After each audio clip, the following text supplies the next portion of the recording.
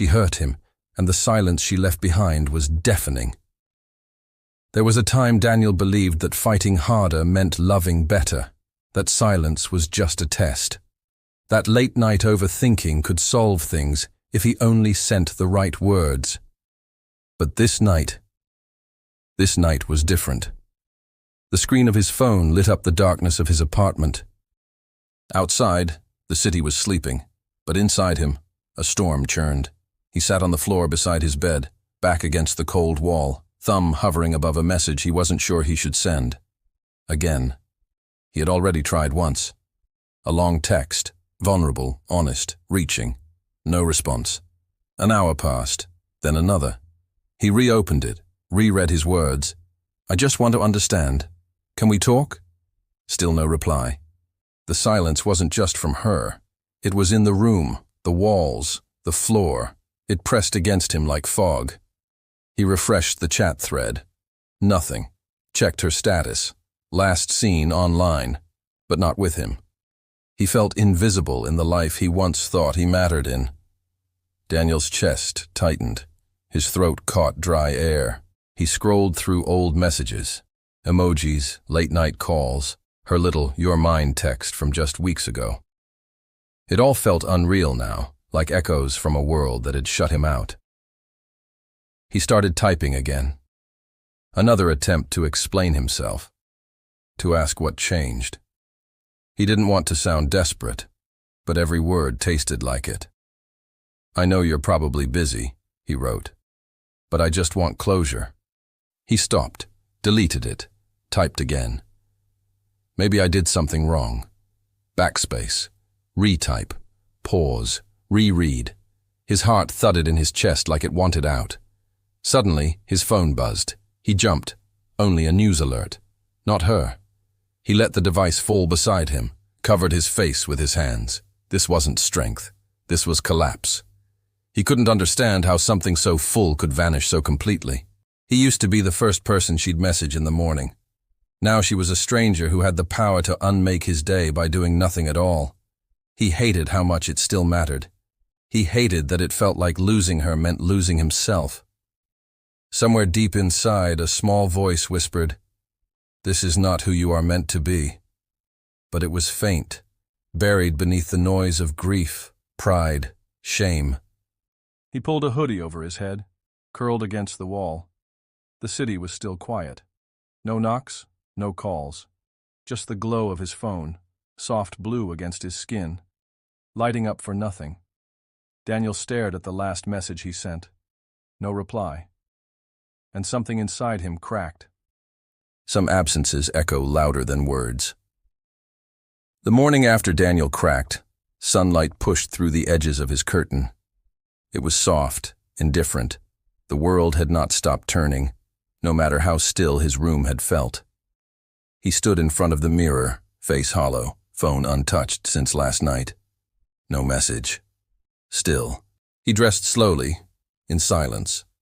Not because he had somewhere to be, but because staying in that room one more hour would suffocate him. The cafe was 2 blocks down.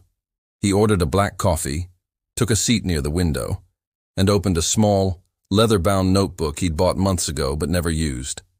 His phone lay face down beside it. For once, he didn't flip it over. His hand hesitated above the page. He didn't know what to write. Not yet. The bell above the cafe door jingled. Some stranger came and went. He looked down. On the open page, he wrote a single line. "What would I do today if I wasn't waiting?" He stared at it. A text buzzed from a friend. Someone who knew her too. "She's doing good. Looks like she's out with some guy." Casual, unintentional knife. Daniel's heart stuttered. His instincts flared. Check her stories. Post something that shows you're unbothered. Make her feel what you feel. The old cycle creaked to life, but then he noticed his pen was still in his hand. He didn't pick up the phone. He didn't open Instagram. Instead, he started writing. At first, just random thoughts, then memories, then pain. Words he couldn't say to her found space on the page. Regret, anger, longing. It all came out raw and jumbled, but it came out.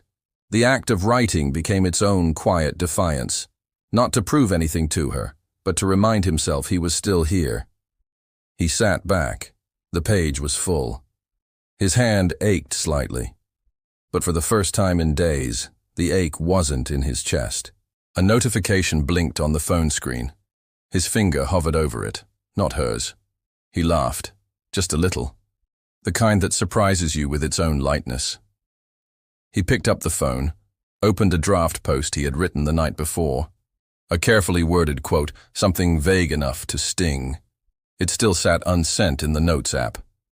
Sometimes people don't know what they lost, it read. He read it again, and deleted it. He didn't send the message, he just closed the app and stood up taller. He turned pain into pattern, heartbreak into habit. The alarm rang at 5:30 a.m. Not because Daniel had to, but because he had decided to. The first few mornings were the hardest. Sleep was safer. Sleep didn't remind him she was gone. But now, rising early felt like rebellion. Every day he got up, he claimed something back. The gym was nearly empty. Weights clinked, breath echoed, sweat cut through the silence.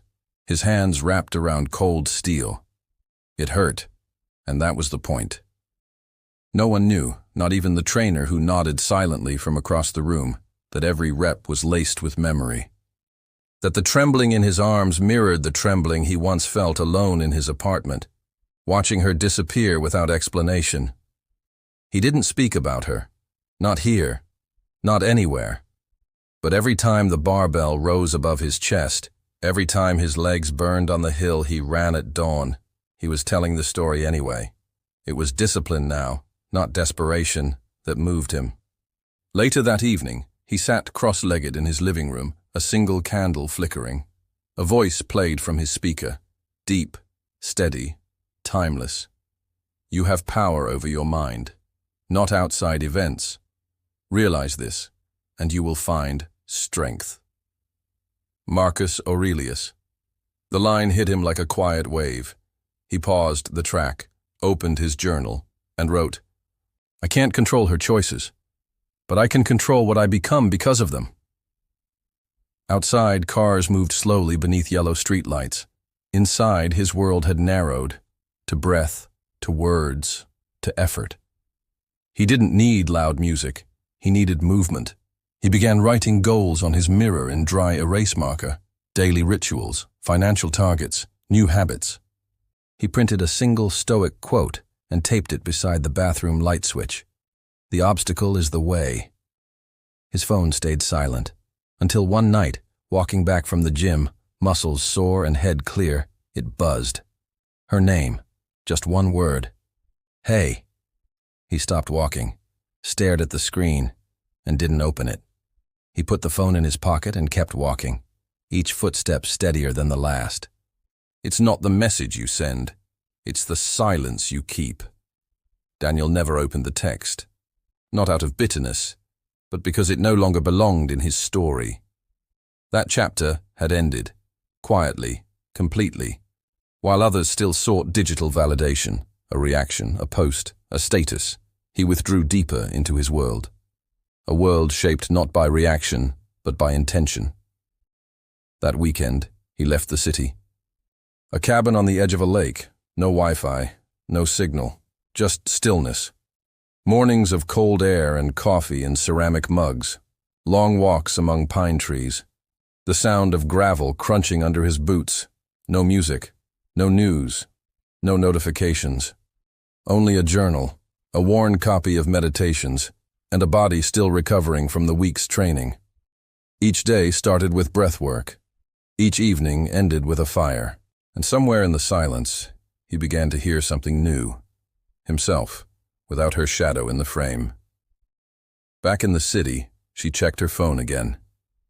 Nothing. No reply to the hey she sent 3 days ago. She hadn't meant anything serious.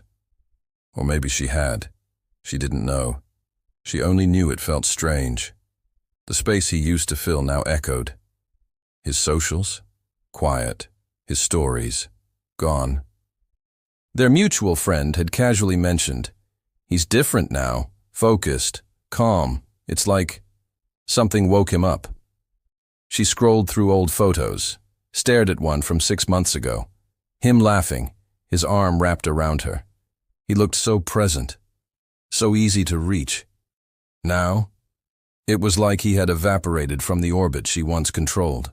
Daniel, meanwhile, had just finished sketching the framework for a project he'd been putting off for years, an online course, rooted in everything he was now learning: emotional mastery, fitness, mental discipline.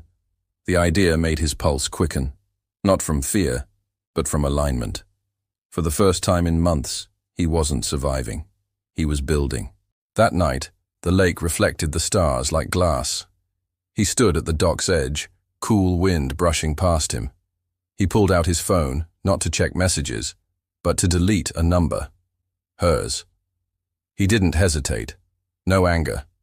Just stillness. She, meanwhile, sat in her apartment, her finger hovering over his name in her contacts. No photo, no updates. Just the question she couldn't quiet. Did I lose him for good? She scrolled through their old messages, but his silence was louder than ever. He no longer played by her rules. He built his own board. The rooftop was quiet, just the hum of the city below and the low murmur of traffic weaving through the skyline. Daniel leaned against the railing, laptop open beside a mug of cooling coffee. A new client had just signed on, a real one, not through luck but through discipline. He glanced at the screen, numbers blinking in his spreadsheet.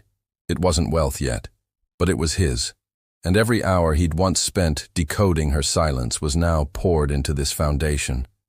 The gym was no longer just a place to train his body. It had become his temple. He lifted heavy without music now, just breath, just movement, just the internal rhythm of focus. Even the trainer had started watching him differently, with a quiet respect, a nod of acknowledgement. Daniel didn't speak much, but he showed up. Every time. Then came the message, late at night, casual, the kind she used to send when she wanted to stir him. Just thought of you, hope you're good. With a heart. He read it, didn't even flinch. He didn't need to think about how to respond. There was no response. Not because he was cold, because he was finished.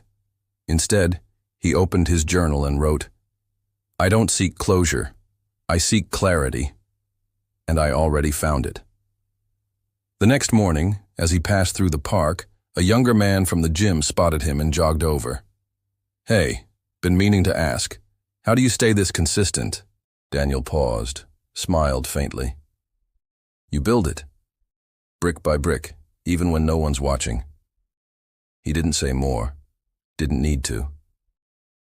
Across the city, she sat on her couch watching one of his new videos. It had gone mildly viral. Not because he tried, but because it carried something most people lacked. Grounded presence. No rants. No performance. Just focus. Purpose. Progress. She stared at the screen as he explained how to hold silence like power, how to stay calm under emotional pressure. The comments poured in. This hit hard. Needed this today. Respect. She closed the app and just sat there. She watched his video go viral. He didn't know. He didn't care.